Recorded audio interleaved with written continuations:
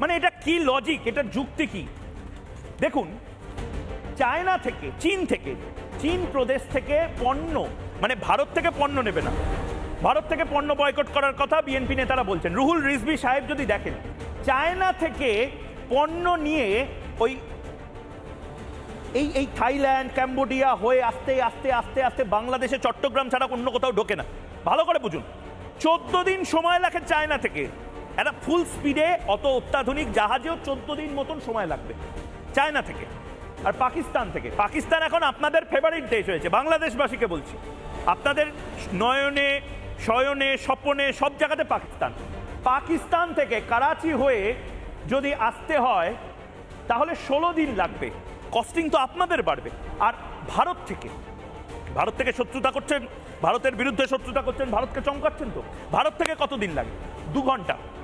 পেট্রাপোল বেনাপোল, এপারের দিনাজপুর ওপারের দিনাজপুর। এই শিলিগুড়ির চিকেন স্নেক নিয়ে নেবো, এই নিয়ে নেবো। শিলিগুড়ির জাস্ট ওপারটা হচ্ছে বাংলাদেশ।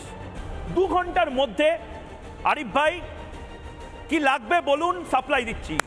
ডিম লাগবে, সাপ্লাই দিচ্ছি 2 ঘন্টা। জল লাগবে, সাপ্লাই দিচ্ছি 2 ঘন্টা। কি লাগবে বলুন আরিফ ভাই? তারপরে আপনারা লড়াইটা করছেন এমন একটা দেশের সাথে যে দেশটা পকেটে খান 50 নিউক্লিয়ার বোমা, পরমাণু বোমা নিয়ে বসে আছে। আর আপনাদের যে এয়ারফোর্স এবং নৌবাহিনী, নেভাল ফোর্স, সেটা বাঁশের কেল্লার মতন অবস্থা। আপনারা মোহাম্মদ ইউনূসকে এগুলো বলছেন না কেন? যে মোহাম্মদ ইউনূস এসব লেকচারবাজি পরে হবে, আমাদের পেটে গরম ভাত দাও, চাকরি দাও, এবং আমরা একটা সুন্দর দেশ বানাতে চাই। মোহাম্মদ ইউনূস তো পারছেন না। আমার তো ব্যক্তিগতভাবে মনে হয় মোহাম্মদ ইউনূসের জায়গায় আরিফ বিল্লাহ আপনি প্রধানমন্ত্রী হয়ে গেলেও হয়তো দেশটা অনেক ভালো সামলাবেন। আবার এটা বলার জন্য আবার আপনাকে না লোকে একটু খাটো চোখে দেখে, ময়ূক এভাবে আপনাকে বলে দিল। দাদা, আমি আপনাকে বলছি, আপনারা আমাদের 54টি নদী আছে, সেই নদীর উপরে 65টির উপরে বাঁধ দিয়েছেন। এই বাঁধগুলো তুলে দেন, বাংলাদেশ স্বয়ং সম্পূর্ণ। আমাদের নদীর পানিগুলো আটকিয়ে রেখে আপনারা উৎপাদন করে বলছেন যে আপনার দেশে আমার দেশের শস্য রপ্তানি করছি, আমরা এই সহযোগিতা করছি। আরে দাদা, আপনারা তো আমাদেরকে ফ্রি দিচ্ছেন না, আমরা কিনে নিচ্ছি। আমরা টাকা আছে সেই জন্য কিনে নিচ্ছি, আমাদের অনেক টাকা, সেই জন্য পাকিস্তান থেকে নিব, চীন থেকে নিব, রাশিয়া থেকে। আপনাদের কত টাকা? আরিফ ভাই, এত টাকার গরম শেষ করতে পারবেন না। এত টাকার গরম নেতাদের হলো $800। আপনাদের যদি এত টাকা থাকে আরিফ ভাই, আপনাদের যদি এত টাকা থাকে, এত টাকা যদি থাকে, আপনারা বাংলাদেশের মানুষের জন্য চাল আনছেন কেন ভারত থেকে? আপনারা তো আমেরিকা থেকে কেক আনতে পারেন। ভারত থেকে তো আমরা কিনে নিচ্ছি, বন্ধ করে দেন না, আমরা ভিন্ন রাষ্ট্র থেকে কিনে নেব।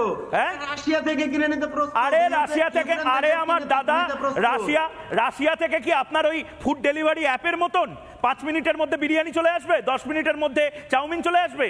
রাশিয়া থেকে আস্তে আস্তে তো আপনার জিনিসপত্রগুলো পচবে, আপনার তো কস্টিং বেশি পড়বে, তেল বেশি পড়বে। ব্যবসা বাণিজ্য কি বাংলাদেশটা পুরোটা লাটে উঠিয়ে দিয়েছে নাকি? আপনি এই সহজ হিসাবটা বুঝতে পারছেন না?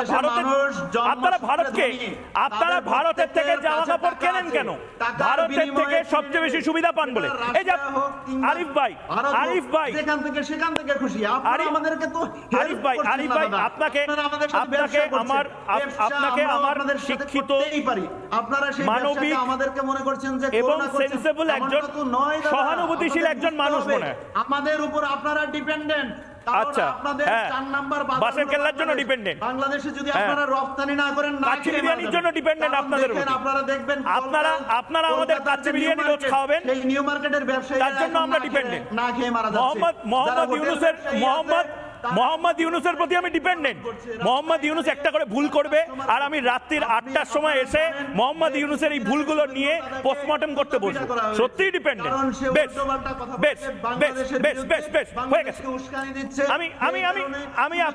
আমি আপনাকে একটু থামাচ্ছি দাদা। তারপরেও কেন দাদা আপত্তি করছেন? আরিফ ভাইয়ের সাউন্ড আমি ডাউন করছি, তার কারণ আরেকজন অত্যন্ত সম্মানীয় ব্যক্তি আমার সাথে রয়েছেন, সঞ্জয় শাস্ত্রী মহারাজ, প্রবক্তা হিন্দু জাগরণ মঞ্চ, এবং আমাদের সঙ্গে বাংলাদেশ থেকে, সিলেট থেকে এই মুহূর্তে রয়েছেন মোহাম্মদ হাসান নান্নু চৌধুরী, ইসলামিক ধর্মগুরু, ইসলামিক স্কলার এই মুহূর্তে রয়েছেন। আমি দুজনকে 2 ফ্রেমে রাখতে চাই। আরিফ ভাই, অনেক ধন্যবাদ। আমি এবার একটা খুব সিরিয়াস জায়গায় এই ডিবেটটাকে নিয়ে যেতে চাই। পেটে ভাত নেই বাংলাদেশের, গরম ভাতের গন্ধ প্রত্যেক মানুষ চায়, কিন্তু সেই গরম ভাতের গন্ধে বারুদের গন্ধ এবং ধর্মের গন্ধ, ইসলামী জিহাদের, ইসলামী মৌলবাদের গন্ধ কারা মিশিয়ে দিচ্ছে? মোহাম্মদ হাসান নান্নু চৌধুরী, অনেক স্বাগত আপনাকে ভারতবর্ষের সবচেয়ে বড় মিডিয়া এবং গ্লোবাল এই ব্রডকাস্টে আসার জন্য, বাংলাদেশ থেকে যুক্ত হওয়ার জন্য। আপনি আমাকে একটা কথা বলুন নান্নু চৌধুরী সাহেব, এই গজওয়াতুল হিন্দ, এই জিহাদ, এর মাধ্যমে আপনারা ভারতীয় উপমহাদেশ নিয়ে নেবেন ইত্যাদি, এগুলো কেন আপনারা মাথা খাচ্ছেন এই ভারতীয় উপমহাদেশের হাজার হাজার ছেলে মেয়েদের, বাংলাদেশের ছেলে মেয়েদের, পশ্চিমবঙ্গের ছেলে মেয়েদের?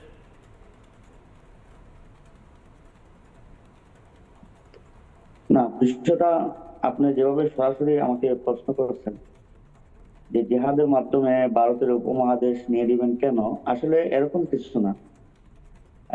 এটা সরাসরি এভাবে নয়। জিহাদের ইসলামী পরিভাষায় জিহাদ শব্দের শাব্দিক অর্থ এবং পারিভাষিক অর্থ, এটা আমাদেরকে আগে বুঝতে হবে। জিহাদ মানে এই নয় যে কাউকে নির্যাতন করা। জিহাদ মানে এই নয় যে কারো অধীনস্থ জমি ছিনিয়ে নেওয়া। জিহাদ মানে এই নয় যে দাঙ্গা হাঙ্গামা করা। জিহাদ হচ্ছে একটা, আসলে মূলত এটা আমরা মনে করি যে এটা একটা মানে একটা একটা রোগের অ্যান্টিভাইরাস। লস্করে তৈবা, যখন আপনি মনে লস্করে করবেন যে তৈবা যে আপনার গায়ে জিহাদটা বা করছে, শরীরে একটা